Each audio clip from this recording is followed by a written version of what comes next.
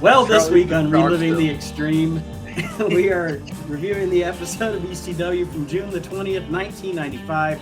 Nate Maxson, your host, here with you, along with my brother Aaron. Hello. It was fashionably late to our recording, but you'll never know that. And apparently I'm pregnant because I'm late. He's Chad pregnant? Austin. He's pregnant because he's late? Okay. No, we said you were, Aaron, we said you were expected, not expecting. Oh, okay. All right, well, if he's late, then if he's pregnant, that's a whole different show. Hello. Hi. Anyway, again, this week, June 20th, 1995 episode of ECW. But Chad was asking me just before we came on the air, did we have any questions from listeners? And we didn't this week, and I'm disappointed in each and every one of you. But there was something that came up when I was watching some old school wrestling the other night. A lot of times on this show, we talk about the jobbers of professional wrestling. We have a fondness for the jobbers here at Reliving the Extreme. So I was thinking, Aaron, Chad, give me two or three. Who are your favorite job guys? Because I know I love Rip Rogers, Dwayne Gill. Yeah, but they're different kind of job guys. Like Rip Rogers, I don't even count Rip Rogers as a job guy, honestly. Rip Rogers is just a preliminary guy. Like, if you're a preliminary guy, then you get talent. Then you get offense. Right.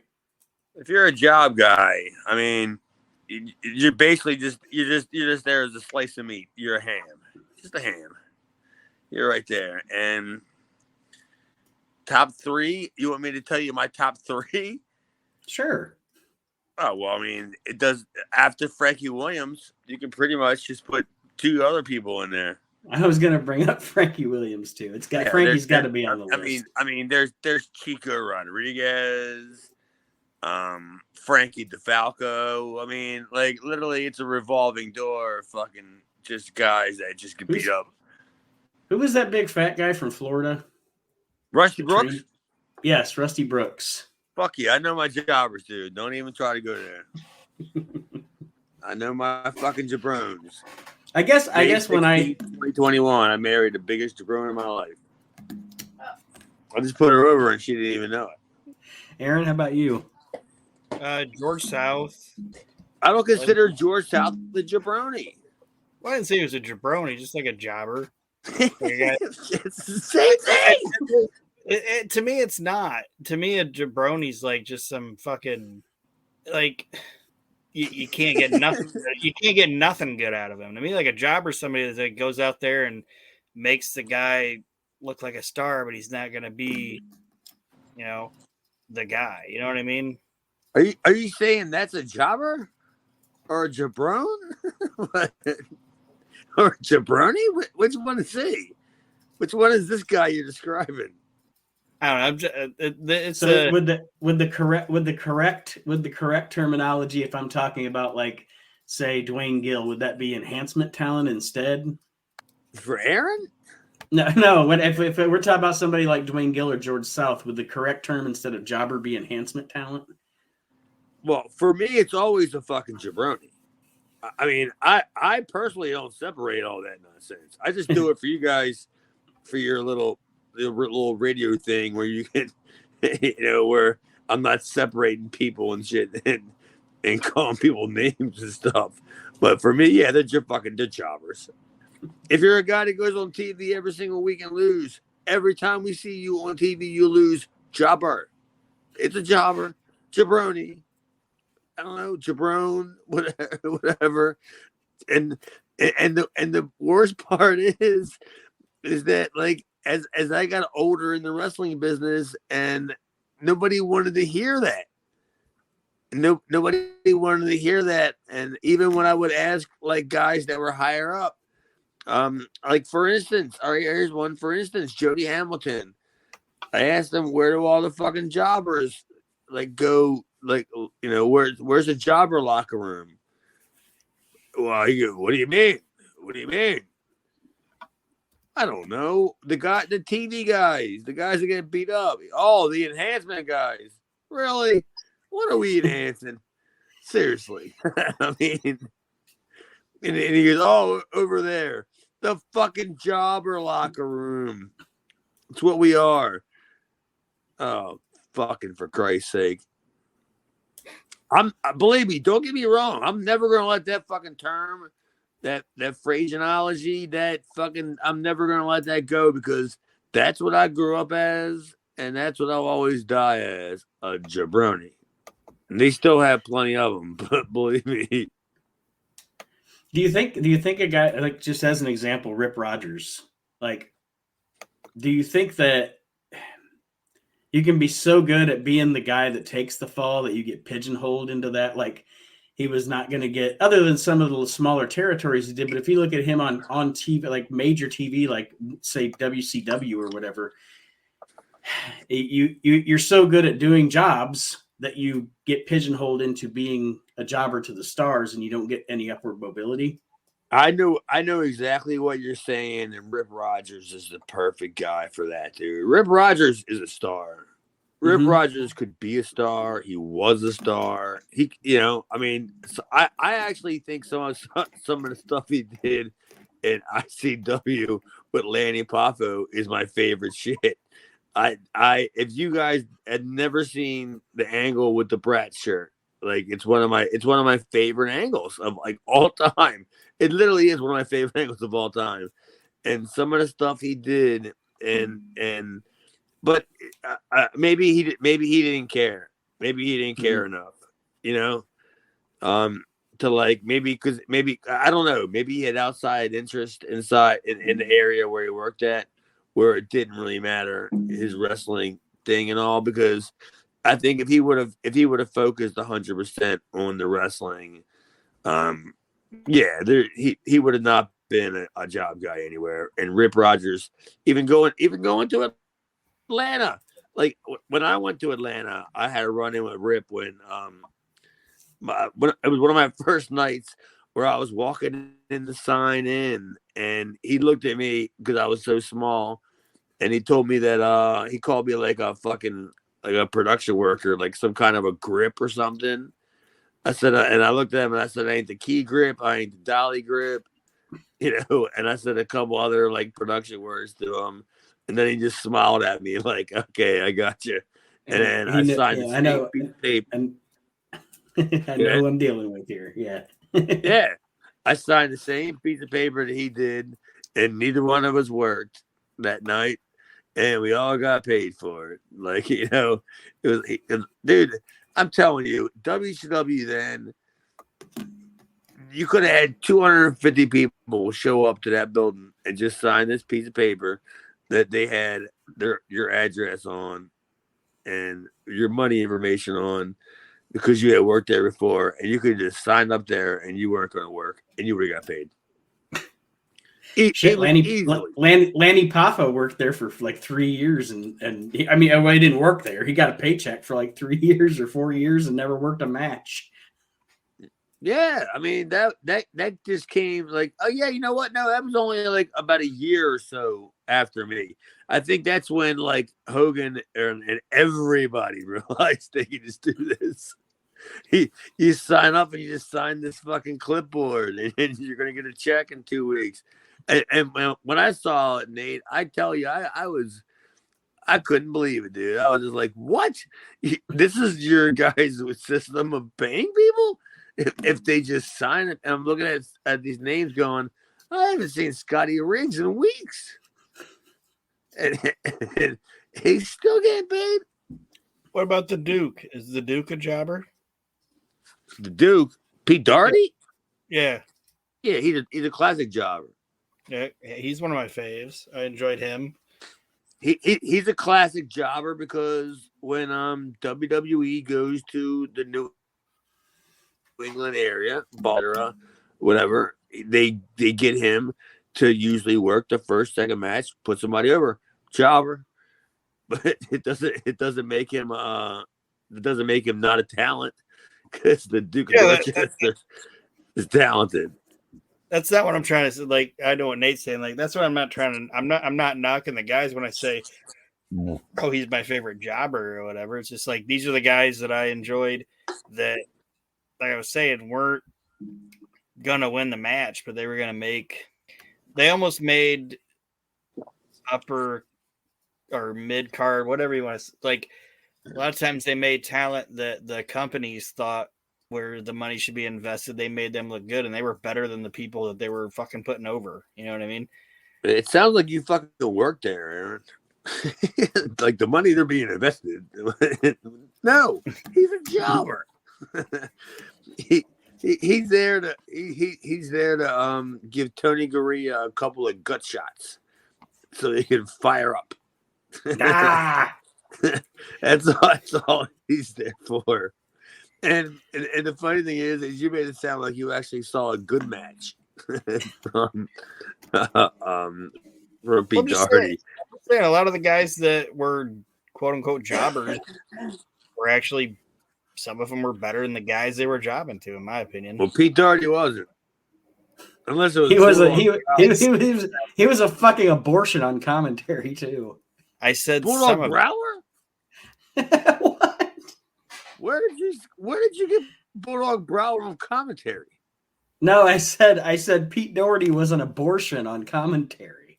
Oh, okay, yeah. I swear they were ribbing Bruce Pritchard when they put him in the booth. They were ribbing both of them.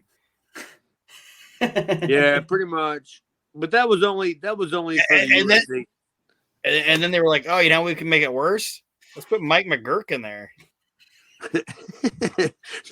they just did that whole entire anything that was in Boston. They just fucked with everybody. Like, what do you say? That was their test market, and it was like their pregnancy test market. They hope none of it was positive, right? We call this team Plan B. Yeah. Mike McGurk, Pete Doherty, and who else? Bruce Pritchard. Oh God! Oh, there you go. There's the fucking ringleader. It's like, I've heard some of that. Toilet baby. We don't know what's gonna happen. But. Yeah, I heard some of that, and that's pretty good, man. Like watching it at home, like on a big screen TV, and you hear him doing commentary, you can almost see his teeth hitting the screen as it's just flying out of his mouth. And then when they flash back to him, he's just like, he ain't got no fucking teeth. And as a side note, before we get into the ECW show, Rip Rogers hates Aaron's fucking stinking guts, and it cracks me up. Yeah, fuck him. Yeah, I mean, you're younger than him. You'll live longer than him. Every time I would comment on something when I was in the fucking Arcadian Vanguard or whatever the fuck it was, Brian Lash. Yeah, it's something to do with Ann Rice. What was this? No, what's it called? The Mothership. Yeah, every time I would post something on the Mothership, fucking Rip Rogers had something to say. Fuck that guy. I bailed out of that, dude. That's a call. I got out of it too. You have to, dude. Get out of it while you still have your fucking sanity, dude. I've been out of it. I've been out of it for 2 years because all they do is parrot whatever those two say, and then Rip Rogers. So I'm like, fuck it, I'm out. I'll put over Cornette, like whatever. But when I start seeing some of the stuff that I see in that forum, I just go, I'm done with this. I got no yes, no, indifference. I'm not even gonna respond to any of this nonsense.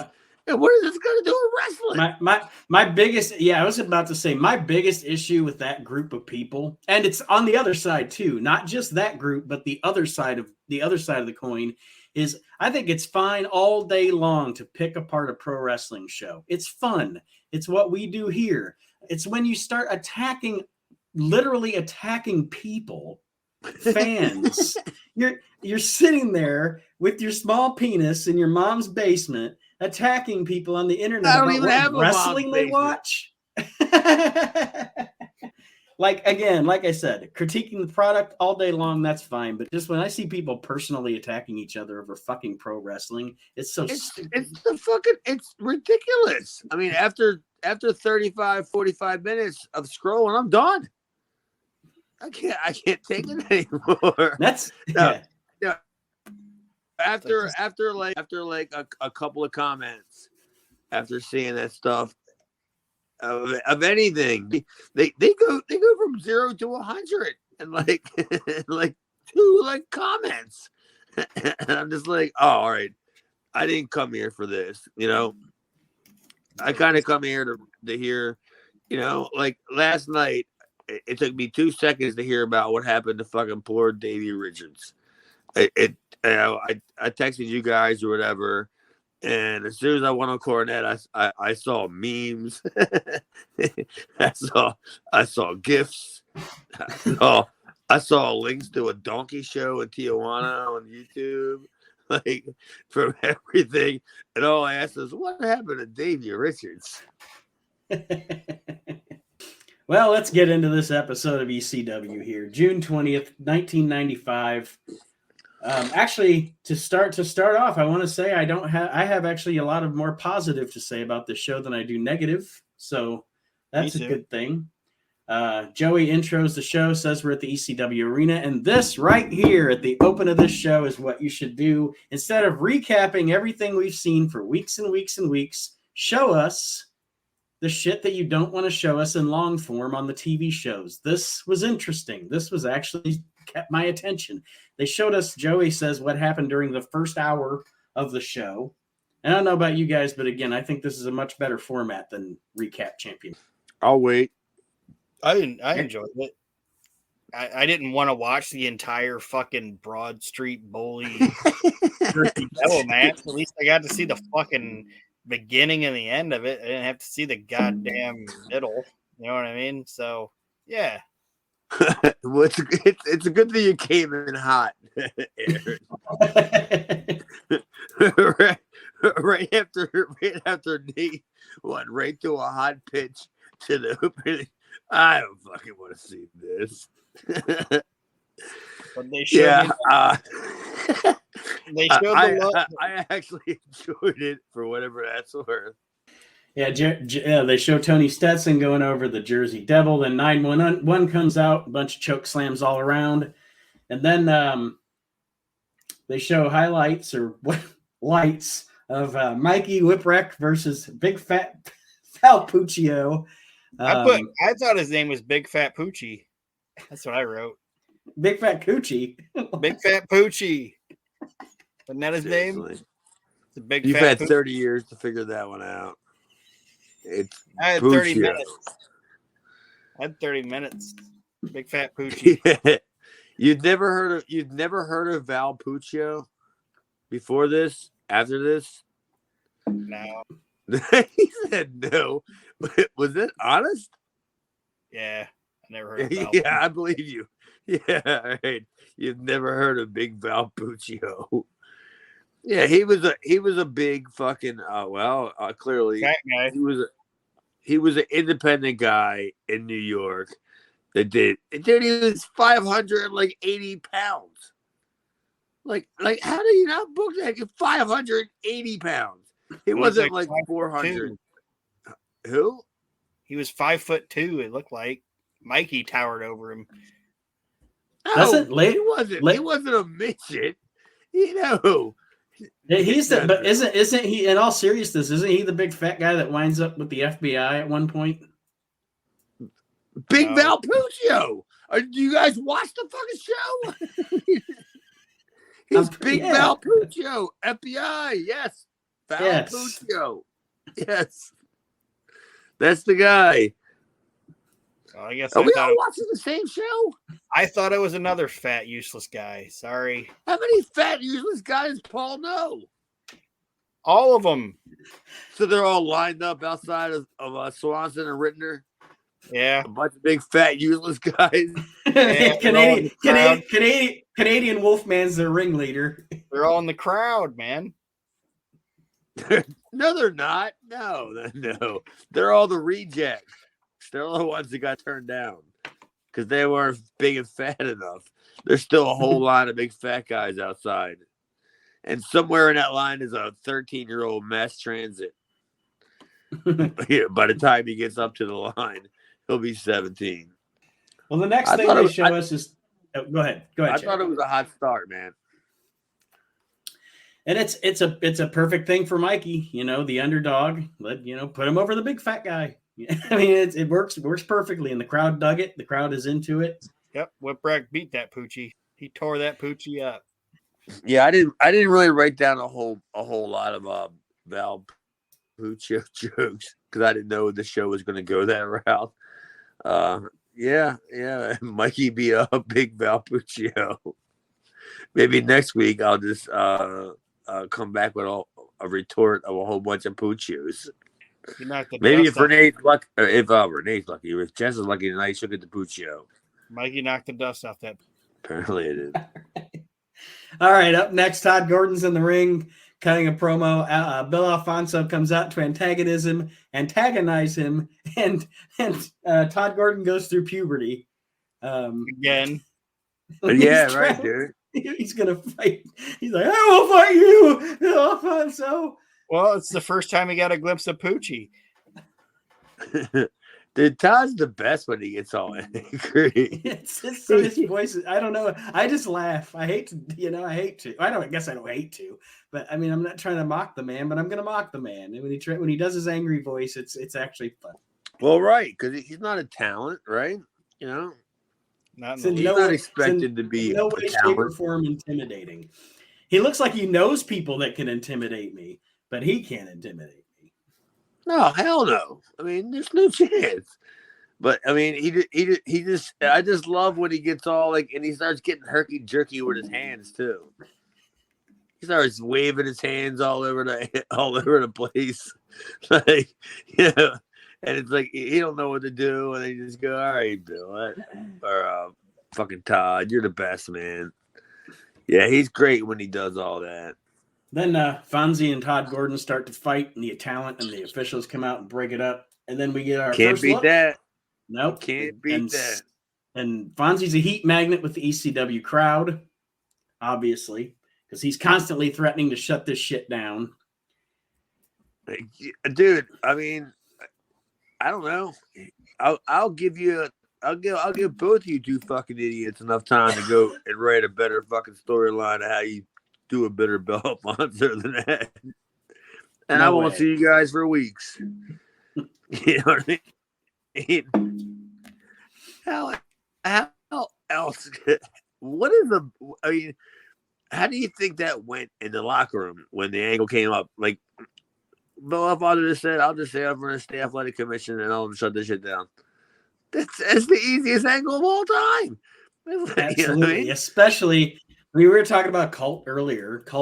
These people, the ECW fans, were like cult-like, as far as their promotion went. So this heel threatening to shut the entire thing down, you're never going to get to see it again. Like I said, perfect way to get heat with that crowd for sure. But it's the easiest. It's the easiest way to do it.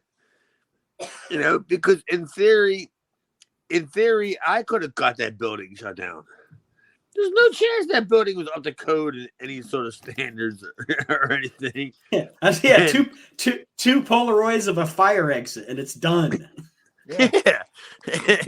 you got 1,000 people in this little. Yeah, anybody could have got that building shut down at any given time. They didn't even have a ramp for Poochie to get in. And what? They didn't have a ramp for Poochie to get in there. No, nor in the bathroom. There was nothing that was handicap accessible in that building at all. I mean, the only thing that was handicap accessible was whatever Mikey gave you as he walked around ringside. This bedpan. That's all we got, man. Up next, we had our first look at Vampire Warrior, as he is wrestling, and everybody knows Vampire Warrior eventually becomes Gangrel, but he's wrestling Hack Myers, and he beats Hack with a DDT. The highlights of the match that we saw were fine, I thought they were cool. That was another example of Hack working with a solid talent, giving Hack opportunity to get some offense on, right? Mm-hmm. Yeah, he got some offense in, and it was like Hack is now, in my opinion, or in my book, he's taken over the spot that I had where I was working the guys that Paul might want to use later on down the line. I mean, I'm still there, but I wasn't there for that shit. But like Paul would always book the guys that afterwards he would ask them, like, you know, is he worth bringing in? You know, can he work? Can he work? And not saying that me or Hack could have make or break anybody's careers during that shit, but we would tell Paul, like, oh, that guy could work, man. Oh, and David, yeah, David could work. We wouldn't even have to go out there and even had a match for me to tell Paul, yeah, he can work. This guy can work. He's good. Aaron, what did you think of that matchup? I love the match. I thought it was good. I'm a David Heath fan. I'm a Hack Myers fan. I thought the promo after was silly. Dude, yes, Aaron, how like now that you look at it back in hindsight, how great would a Hack potential title run have went? Like kind of around this period. Like the hometown, like Hack just the whole like. Well, there's no hometown because, you know, his hometown is unknown. You know, it's a fictitious hometown. Okay, but just like Hack Myers Shane Douglas feud. Yeah, because he'd be like the Bryan Danielson. You know, he'd be like literally, wasn't Hack kind of the first guy like that? Except they never pulled the trigger on that or never went that far. But Hack went from being zero to hero, and then he was hero, but he still stayed zero, right? Like right. they never gave him the push. But what if Hack was the first Daniel Bryan? That would have been great. And it would have worked. I'm saying it would have worked in front of that crowd because that crowd was into him. And I'm not saying like it would have been like a long-term thing, but give him like 2 fucking ECW arena shows where he beats Shane, they have a fucking rematch, and Shane gets DQ'd or counted out or something, and then they come back and Shane beats him. It would have been solid. They probably didn't even have to go that far. They probably could have just beat Hack once and then threw him back down, teaming up with Steve Richards the next month. And the crowd would just go bananas. Like they would have forgot, hey, you know what? You got your big shot, you lost, no big deal. You're still in the second match. ECW crowd, they wouldn't have forgot that. I am working on bringing this up, but Aaron mentioned to me earlier. For some reason, my computer logged me out of Peacock. At Myers stats? But yeah, after the match with Hack and Vampire Warrior, Tommy Dreamer is out with Luna. And then the Captain Annoying Stevie Richards comes out with the Vampire Warrior in tow. In tow. Now I got it. And now I got it. He's towing the Vampire Warrior. But Aaron wanted me to share the audio of this this promo. Oh, so basically what you're doing is instead of standing there just stuttering and stalling for time, you were trying to get the audio up. Yes, because for some reason my computer logged me out of fucking Peacock. All right, here we go. I can't believe I got the person, the P-A-R-S-O-N. Person, Tommy Dreamer, the Vampire Warrior. What? Why did you bring him out here? Why did I bring him out here? Because he's great. He's great, Dreamer. And you know, with all due respect, Dreamer, and all due respect to you, Miss Luna, and you, JoJo, you know of the Vampire Warrior's credentials. Why don't you let Mr. Dreamer know about this man's credentials? Tommy, I mean, this guy, he's the real deal. I mean, he can get the job done. We've seen that. I don't know what he's doing out here now. You're hanging out with the wrong crowd. This is ECW. I don't want to shake your hand. I'm here for one thing and one thing only. And that's to get your hands off my woman.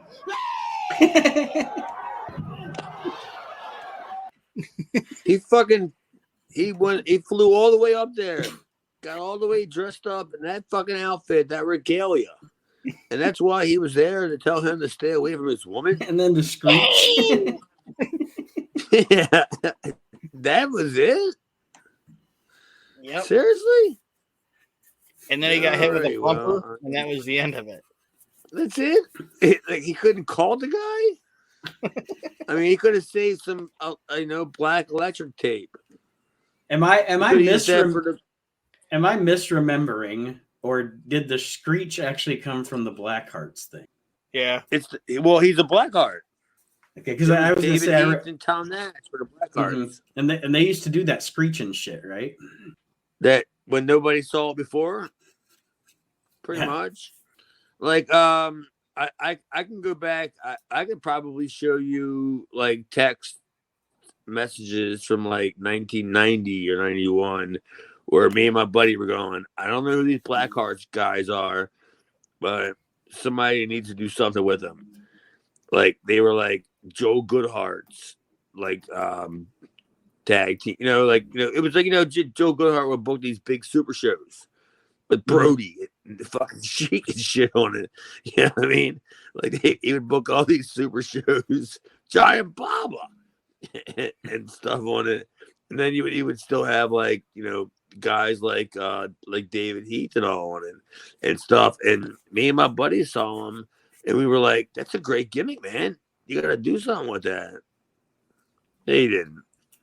Whatever. WCW had him wrestle on TV like twice, and then which I thought the Blackhearts get cool, but in this situation, him doing the little screech thing or whatever, it's like, it didn't work. I'm not sure if that was, actually, Aaron, I'd like to figure this out. I'd like to understand whether it was a Dave thing or a Luna thing, as to why he didn't stick around. You know what I mean? Because we're talking right around the Dave and Luna split, and I don't have any information on that. That was nothing to do with me. My name's Paul, and that's between y'all. Kind of shit, but I'm sorry. Go ahead, man. I was gonna say they actually showed footage of their wedding on Raw in like '93. I think it was Action Zone. Was it Action Zone? I have it. I saw it. Yeah. I mean, it is what it is, but I don't know what the problem was, because I know it wasn't shortly after all this happened that they split up. Like it was like whether Paul was in on it or it was all part of the angle or whatever. But yeah, it was only a couple months after this angle, whatever we just shot there, that they split up. But I mean. But I always say like Luna is like my second to Sherry to me, as far as being around. You never knew what I can get in trouble with Luna just as easy as I can get in trouble with Sherry. And it's not even me getting in trouble for myself. It's her telling me to go do something stupid. Hey, you just their car, and you go okie dokie. Yeah. Hey, are you gonna? Would you tell Luna? I ain't telling Luna no. Nope. Sure wouldn't. Fuck all that shit. Like same thing with Sherry. I ain't telling Sherry no either. Then the next thing on this show, speaking of Luna, is Luna Vachon versus Beulah McGillicuddy, in which this match. Well, before that, I'm sorry, Dreamer and Gangrel have a little sort of kind of match outside the ring, which explains why Dreamer is not immediately out here with Luna Vachon when they start this matchup. Stevie Richards lays out Luna at the bell, and Beulah pins Luna in quick fashion to end this thing. And then the stuff happens afterward. But what about I know it's not a match, but I mean, if you're going to have Beulah beat Luna, that's the way to do it. I like the Everlast gear. Yeah, I mean, obviously, there's no chance you're gonna have a match. No chance you're gonna have a match because Luna would just eat her up. Right. So you got to have the schmaz like kind of gimmick. Yeah, I mean, so what? She gets blindsided, beat up, whatever, hit. You know what I mean? Yep. It keeps the heat on Beulah, and Luna doesn't. Luna isn't jobbed out or whatever, she got screwed, and that's the best way to No, tell the story. there's not even a question of the job. It's not even like somebody goes, "Oh, she pinned Luna." No, she got fucked. Like Right. they're not even saying she got pinned. It's yeah, like she got fucked. Yeah, I mean that's the ECW motif, right? Isn't it? Wins and losses don't matter until we get fucked. Yep. Fuck. Raven DDTs Luna and then kicks her in the head with the loaded boot. And now Tommy Dreamer comes out with his dramatic head bandage on like he's a Looney Tune or something. He comes out and tries to save Luna. Of course, they do they handcuff Luna to the ropes in the crucifixion kind of looking thing. And Raven's going to crack her with the chair, but Tommy Dreamer puts his head in the way and takes the chair for Luna. And there's your story. It was all fucking garbage. Yeah, Aaron, I hope you can back me up on this. He didn't really take nothing. He had his head triple bandaged, so it was like it softened the blow. He didn't really do anything. I thought everything looked fake about all of it. I thought like even the handcuffs on the rope, you could move your arms. I was just like, no, none of this looks believable. I mean, granted, if your handcuffs are on the ropes, you can only move your hands so far close. But it's not like they're like stuffed so you can't move them at all. You know, you can move them a little bit. You can do a shoulder. You know, you can block a chair shot, or whatever. And I'm just going, this is the worst. It's the worst. The chain was really long, so you could have just went. She could have made an X and blocked herself. Well, I mean, and at the end of the day, if you want to go back and you want to rebook it, you should have just did the chair shot and went to black screen. Just show the chair shot, boom, and as soon as it hits, goes to black. It's the end of the show. I mean, but it was just his handcuffs are open and shit.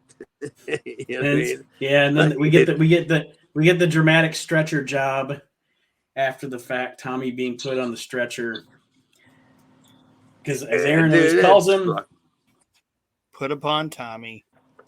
Put upon Tommy. Why have I not seen this shirt yet that says "Put upon Tommy"? Next week, why not? Next week, he's just going to be on TV, be like, "I was just trying to live my life, and now I got Raven, and you're fucking with me." Dude, like, the biggest baby face in the company will be the guy that walks out and goes, "Hey, Tommy, why don't you fucking mind your own business? Stay in your fucking lane." Yeah, just how about this? Enough. Yeah. Now you're banging David Heath's wife, you son of a bitch. Yeah, you're fucking David Heath's wife. You know, you got yourself involved with fucking Dreamer or Sandman and Cairo. You had nothing to do with fucking that. You know, you blinded man, you piece of shit. You know, it's like, there's three people asshole. Right here all cutting promos about Tommy Dreamer. Tommy Dreamer, him he's the biggest. Stay out of people's business. He's the biggest prick in ECW. And he pile drives Beulah like 13 fucking times. And then in a couple of years, the fucking Dudley Boys 3D her. And he's like, "You guys are assholes." It's like, you broke her neck like 3 years ago. Twice, you fucking asshole. Now you're a hypocrite. You're a fucking hypocrite. You're a wife-beating hypocrite, Tommy Dreamer. Dude, he's a fucking fag. With your two ponytails. He's stupid. Yeah, fucking. Yeah, he's stupid. Yeah. Like he drove Claire to drink again. He was sober. Claire was sober for like 10 years, and you drove him to drink it again, you asshole. Because you couldn't keep your mouth shut. Yeah, if I never mind. Ooh, dude, Aaron's on fire, Jess. Oof. Yeah, I got nothing else to say. Let's get past that. All right, moving on to our next segment. It is a Job 6-man pending. tag team match. Impact Wrestling. Raven and the Pit. That I'm waiting to hear back from the higher ups. Drag anybody to drinking. So I'll lay out of this one. We have Raven and the Pitbulls here, and they're booked in a match against Taz, Continue. Scorpio. You skipped over Raven's promo. I didn't like Raven's promo. I must have went to pee or something because I don't even have a Raven promo written down here. It was like a ECW fan cam thing where he went to the back and he was like talking about being happy. He's like, "Oh, I'm so happy." This, that, and the other thing. It's like I didn't like Raven's promo, but nobody else watched it. The thing we have here on this show is the Raven and the Pitbulls are booked for a 6-man tag team match against Taz, Too Cold Scorpio, and Tommy Dreamer. Of course, Tommy Dreamer can't make it because he's been put upon. So now Hack Myers comes out to join the fray. He wants to team with Taz and Scorpio, but Fonzie comes out and throws him out. Says he's not allowed to be in this match. That's not the match that was booked. So it's going to be a handicap match. Raven and the Pitbulls against just Taz and Scorpio. Which and I'm this fine is with what because that happened means 21 minutes into the show, right? Yeah, and that means that Tommy's not going to be in the match, so I'm cool with it. Aaron, any thoughts before we get into the? No, I thought it was fine. Like I mean, the angle after it's cool. So I mean, you guys can go through the match, but the match was an afterthought in my opinion. Just the few notes that I have about the match are that the crowd is eating up this new Taz character, obviously, the suplexes and et cetera, et cetera. The ECW crowd's eating it up. You gave him a double, etc. Taz, I don't know if they were eating up a double, etc. Give it time, man. Taz works. Oh, sorry. Go ahead, Aaron. No, go ahead. I was just gonna say early Taz. He had and I don't want to like critique guys' gear or whatever, but he did look better after he got rid of the like the Kurt Hennig type trunks and went to where it was just like where he didn't have it around, like he didn't have the tights around his thighs or whatever. Like it made him look more. I thought that he mugged the guy from Michinoku Pro and took his tights. The guy he beat like a couple weeks ago. When he had the guy, yeah, I thought he took his tights. The guy flew home naked. I was buried by a man named Taz. And as he's boarded for a flight for Tokyo, for the next 24 hours, all you're going to be wearing is a shirt that says "We're Hardcore" or whatever the fuck the ECW shirt this jour was there, and no pants. All we got for you is this "Put Upon Tommy" T-shirt. I'm sorry. Yeah, why they can show anything they want on ECW television, but they couldn't show anything that happened with any of this. None of it. No, there's nothing around. Nothing. Whatever. Tommy Dreamer. It goes to show you how over Tommy Dreamer's not. There's not enough cameras following him. Nobody gives a fuck. He just wanders around and gets beat up at night on the streets. You know, like nobody gives a fuck about you, dude. And then if you're a big baby face, why weren't you at church? Why were you just wandering around the streets at night, getting beat up by Raven and Loomis and all the other people, Lupus, whatever the fuck their names are. They do show Francine. They do show Francine in the crowd during this match wearing an "I Love Stevie Richards" shirt, which is the introduction. Obviously, we don't know. She's already character yet. No, this is like her first like appearance as being like a Stevie Richards fan. Like she loves. Jesus fucking Christ! All right, I mean, I'll let you guys build this. That's fine because I have my own relationship with Francine, so I'll let you guys build this. That's cool. I'll be glad. I'll be anxious to hear this. I She didn't see doesn't- it. I didn't see that. Okay. Yeah. Well, she doesn't do a lot on this show. This is kind of this. Just I think they're just they're introducing her by not. They're making her I out get just it. to be a fan. You know, she has the shirt on, and then when Well, you miss it. Did you miss what Joey said? I guess I did. She's got Francine. They don't name her, but Francine has a sign that says "I love Stevie Richards," and Paulie points at her and goes, "Look, basically nobody has any taste." And Joey says, "And that's why WCW Saturday Night is still on." What's the joke? That WCW sucked, which it didn't at this time. The WWE Saturday Night still in the air. That's the joke. Yeah. All right, I'll take that. If you just said, I don't give a fuck what you say. WCW Saturday Night still in the air. Yeah, all right. But Beulah, she doesn't like Francine, so they're building up that Stevie now has a girlfriend, and Beulah doesn't like her because there's now going to be another chick involved, and this, that, and other thing. And Dude, I'll tell you firsthand. I'll tell you this. That shit was real.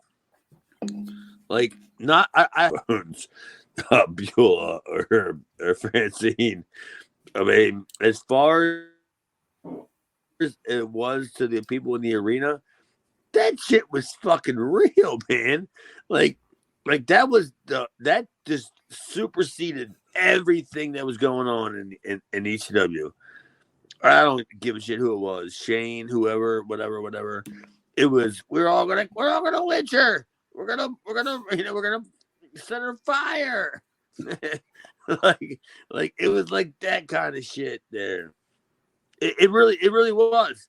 Like the ECW arena, they could shit on an angle that was bad or whatever, but if you had an angle that involved broads, they didn't give a shit how good it was. It was like these guys are starved for tits and ass or something. I don't fucking know, but all the hose angles were over like fucking wildfire, and I mean they really were, man. That's not a joke. Like they were really over for some reason. These sex starved motherfuckers wanted to see girls going at it. What were they going to say? Fuck. Well, Raven hightails it in this match and leaves the Pitbulls as it's just a tag team match. And like Aaron alluded to, as Raven is leaving, Beulah argues with Francine on their way out. And then while Pitbull 2 is as Raven slaps Stevie. You missed that. Raven slaps Stevie, and Joey says something that was like, you wouldn't be able to say that now. He said Stevie thought he got a girlfriend, now he's just getting treated like one. Jesus. I wouldn't be offended by that. But that was a rough line. I mean, maybe Stevie. Yeah, I get it. Jess, you understand that line? That Stevie didn't have a girlfriend; he just treated like one. I mean, he's treated like a bitch. Well, I don't care. Stevie is a bitch, so I don't give a fuck. Yeah, I guess he's right. It's the fact that he got slapped, and Joey was like, "Oh, Stevie thought he had a girlfriend, but he got slapped." And we lost Chad again. Yeah, but let's keep going. Okay. The finish of the match comes when Taz suplexes Pitbull 2 because Pitbull 2 is up on the turnbuckle screaming, as Joey Styles says, for his master, Raven. And then Taz picks up the victory for his team. And then we get a little angle at the end. And I know you said you liked it, and I did too, with Paulie, Taz, and 2. Yeah, I like the fact that Scorpio and Taz got in a little bit of a... Paulie at first got in the argument with Scorpio because he's supposed to be like Taz's voice, you know? And then the minute Too Cold put his hands on him, like he shoved Paulie, so Taz is going to confront. And normally I don't like when something gets like no sold completely, but to me, the character needed it at that moment. You know what I mean? Yes.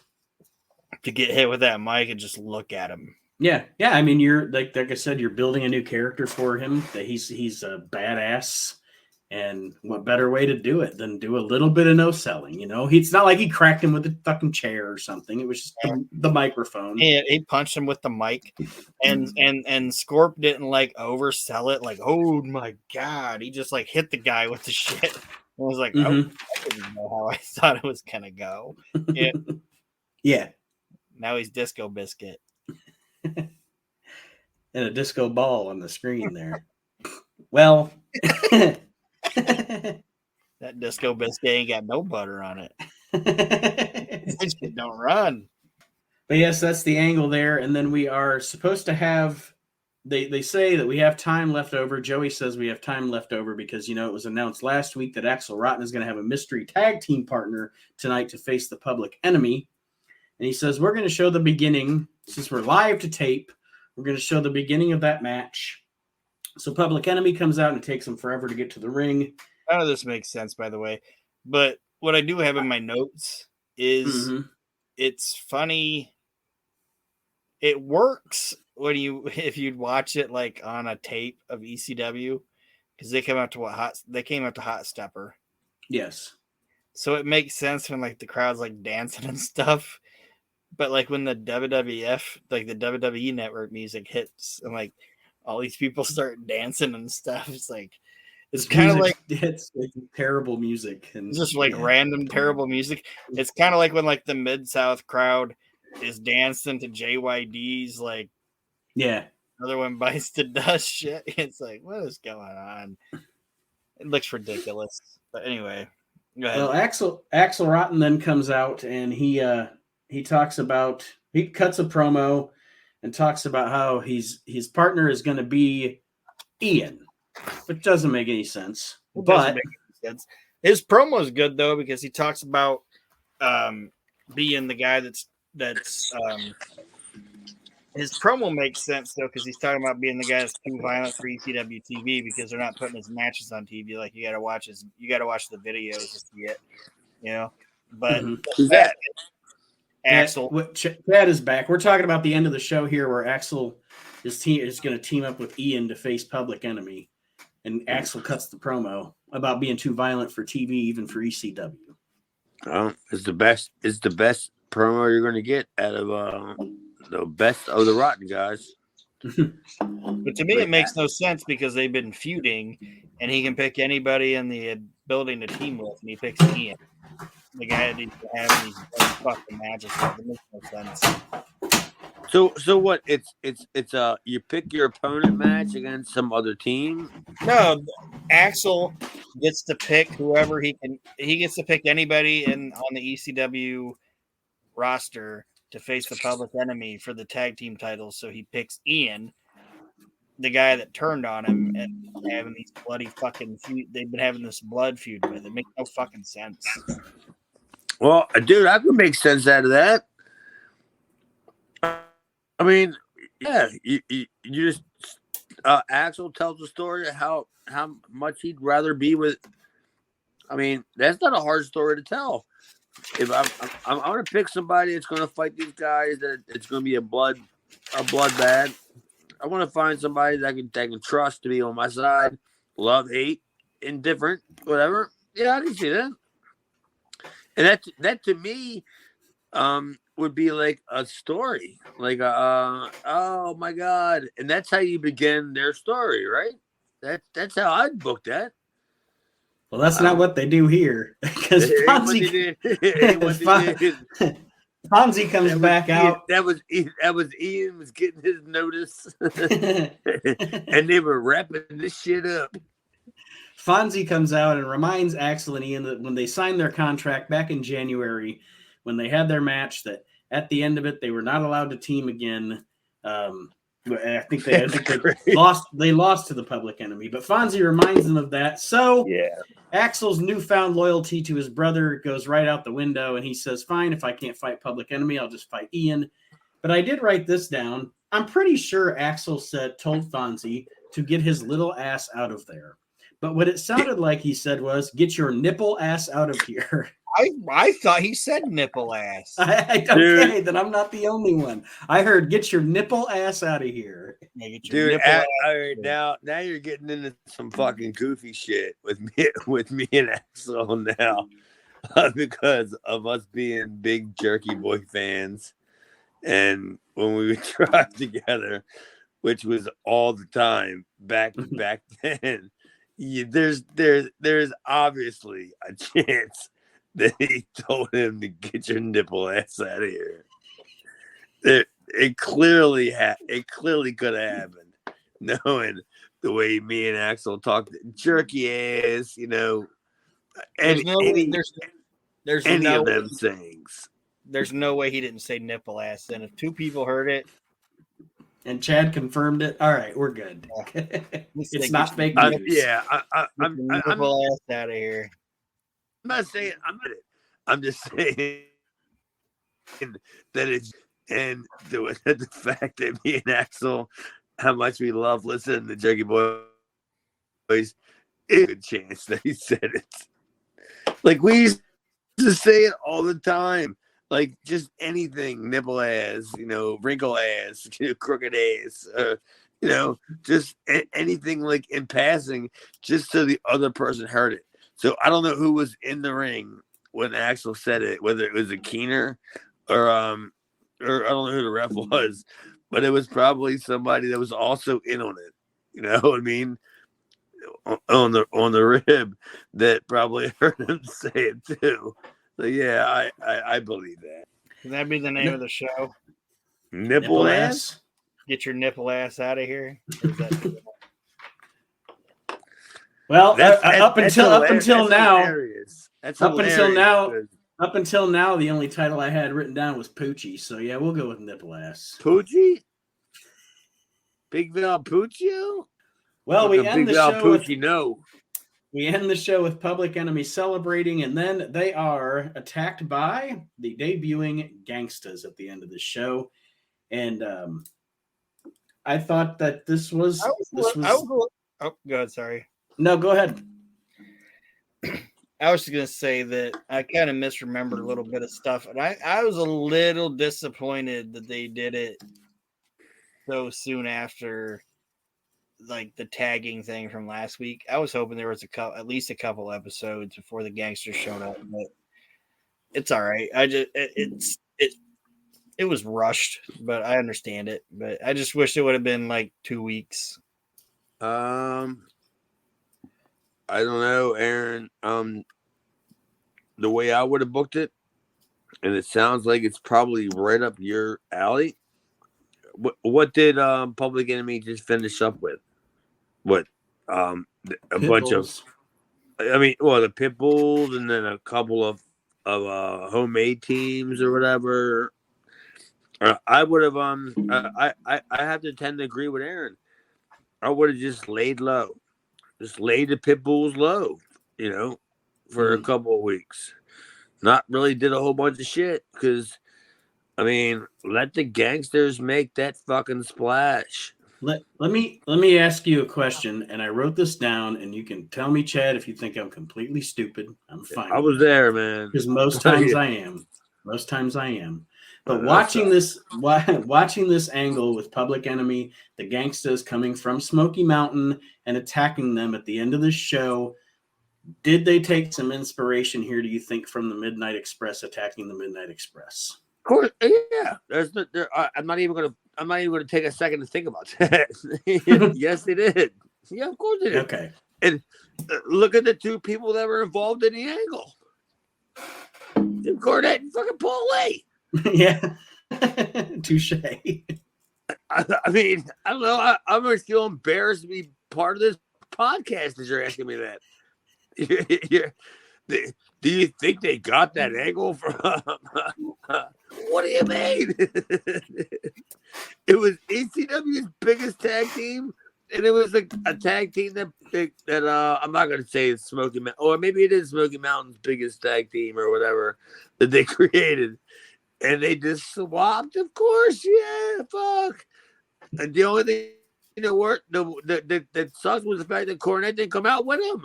Right.